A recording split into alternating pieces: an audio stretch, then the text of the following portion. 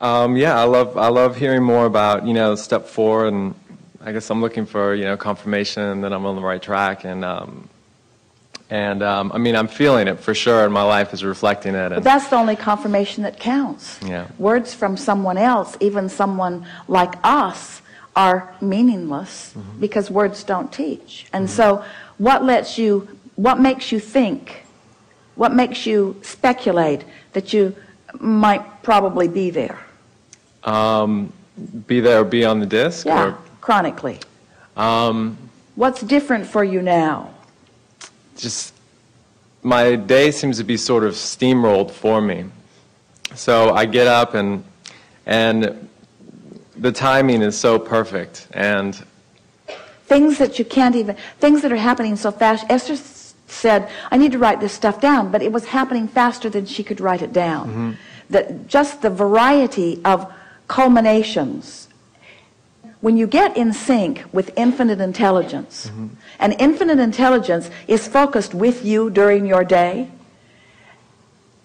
talk about right steps, talk about right leanings, talk about improved rendezvous.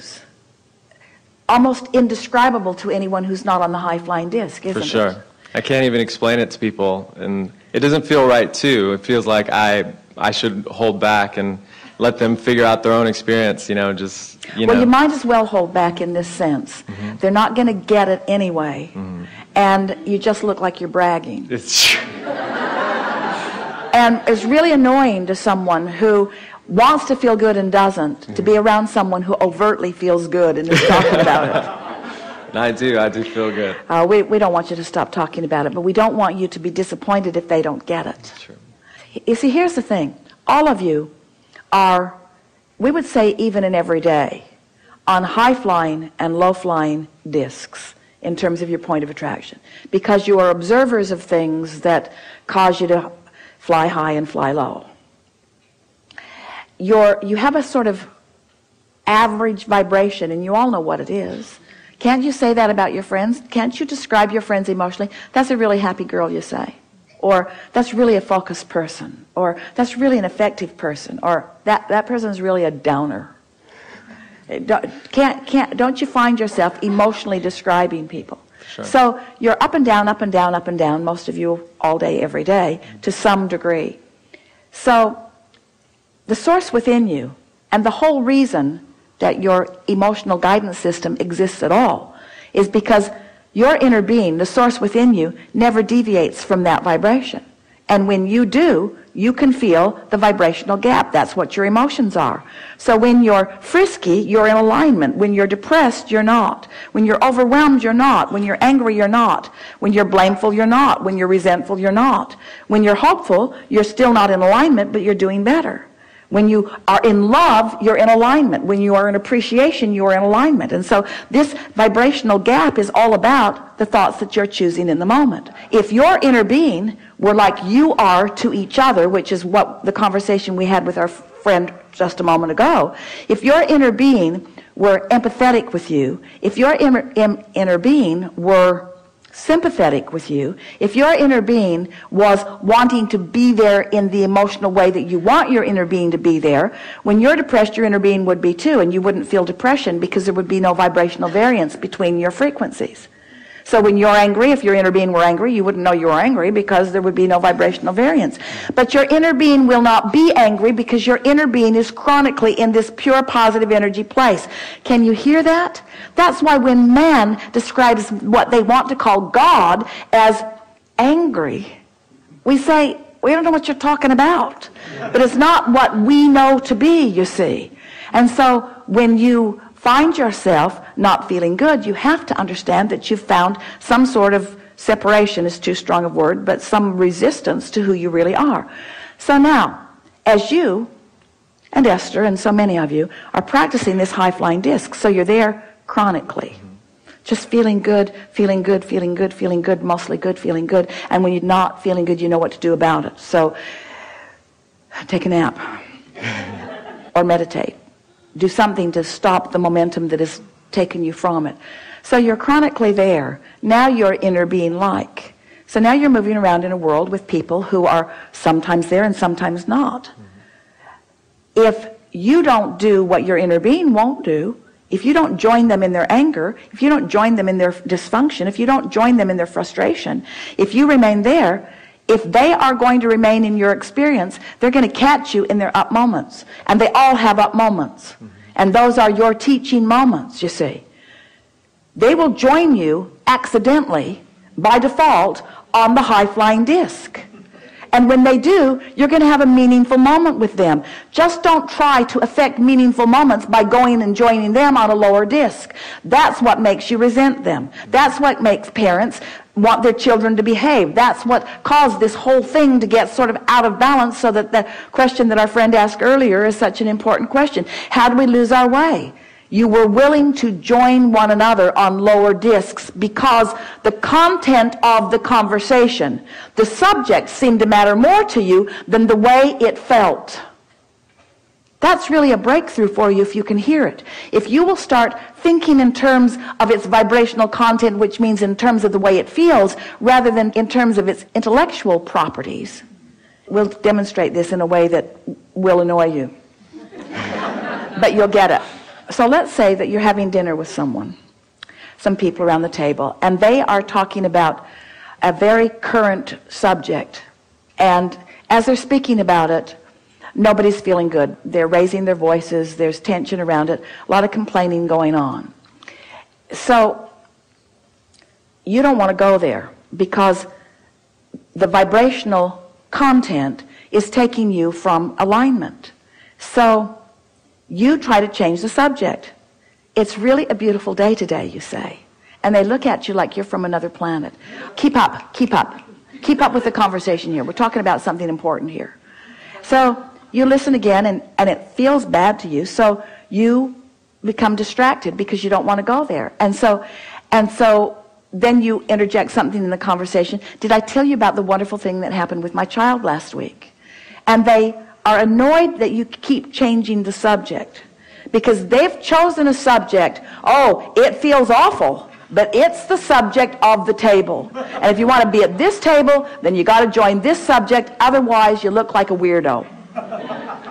That's what we're talking about. And most humans join the topic because you don't want to look like a weirdo, rather than sustaining the vibration of life that you were born to live, you see. So the short-term conversation keeps winning out, rather than the long-term sustaining of pure vibration, which then will lead you eventually into clarity and dinner conversations with another set of people in another situation. In other words, you can talk about interesting things that feel good too, you see.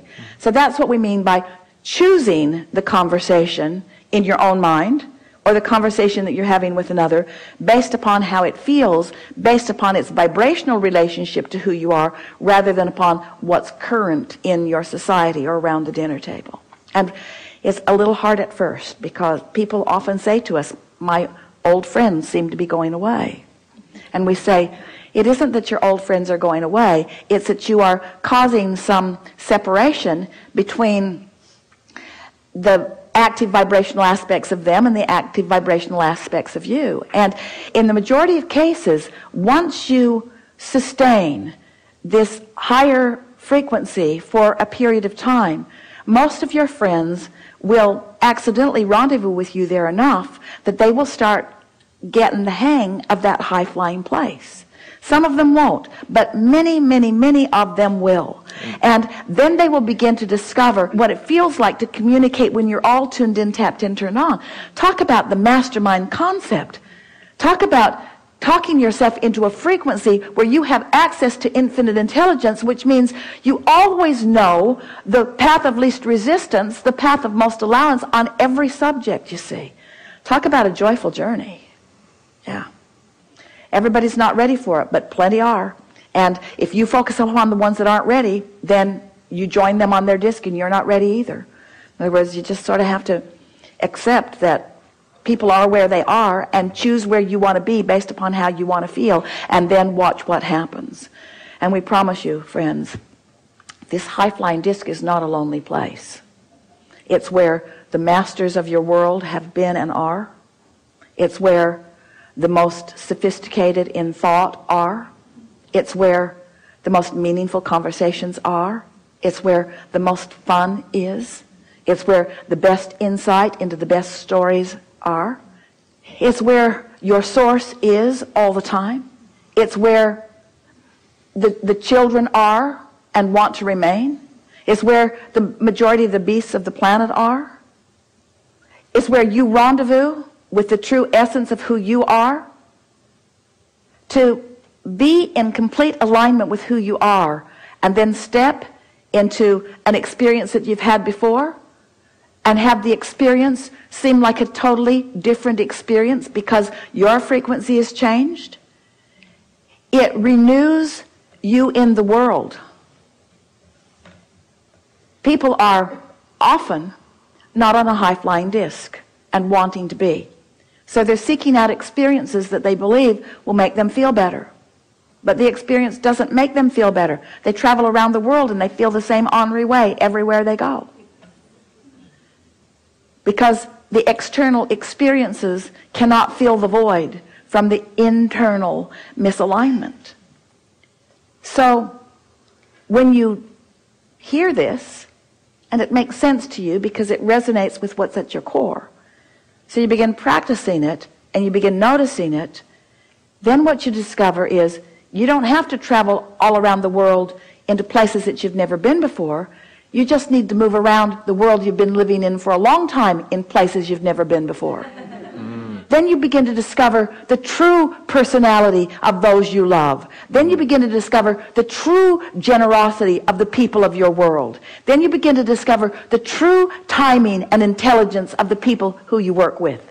Then you begin to discover the true perfection of your interaction with one another.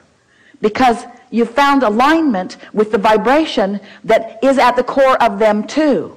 And as you become the influencer from that vibrational stance and others begin joining you in that same vibrational place, now the experiences that you're having are unparalleled, you see. Now you've pushed the reset button. Now you're living in your world, but you're living your life through the eyes of Source. And now you're doing what you came to do.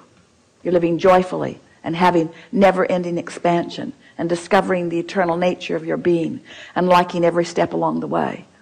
And even finding yourself, as we started out here today, standing in a place where something that you really want hasn't come to fruition, but you don't feel the absence of it because you know how it works. So you're feeling the eagerness of what's coming rather than the current reality that it hasn't come. When you go on vacation, you don't say, I'm going to go here and here and here and here and here and here, all these places, and then I'm going to come back home.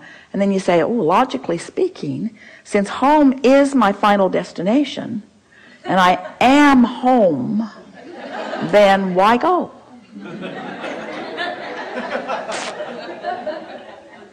We say you didn't go on the vacation to get it done.